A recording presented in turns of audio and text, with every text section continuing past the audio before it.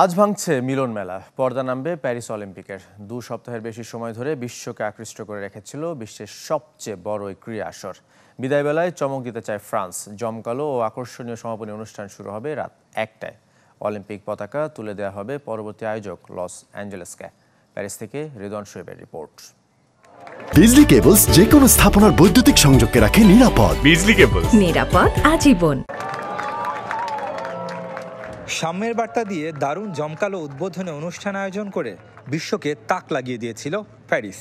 বড় রকমের সমালোচনা কিংবা প্রশ্ন ছাড়াই শেষ হয়েছে মাঠের ক্রীড়াযজ্ঞ। বিগেস্ট শো অন আর্থের পর্দা নামার পালা এবার। সফল আয়োজনের কারণে সমাপনী অনুষ্ঠান নিয়েও প্রত্যাশা আকাশচুম্বী। তবে শুরুর মতো শেষ আয়োজনও লুকিয়ে রাখার চেষ্টায় সফল আয়োজকরা। পরিচালক থমাস জলি অবশ্য ঘোষণা দিয়ে রেখেছেন, একটা স্বপ্নের জগতের মধ্য দিয়ে যাবেন ক্রীড়াপ্রেমীরা। উদ্বোধনী অনুষ্ঠান সেন নদীর তীরে উন্মুক্ত স্থানে হলেও সমাপনীর জন্য বেছে নেওয়া হয়েছে জাতীয় স্টেডিয়াম স্টাদ দে ফ্রান্সকে।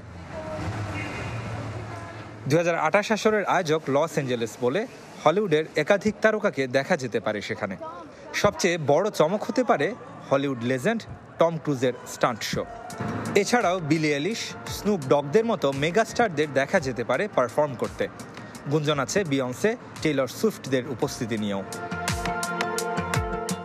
নারী ম্যারাথনের পদক বিতরণ, অ্যাথলেট, স্বেচ্ছাসেবীদের মিলন মেলা, আন্তর্জাতিক অলিম্পিক কমিটির প্রেসিডেন্ট থমাস বাখের সমাপনী বক্তব্য থাকছে নিয়ম মেনে।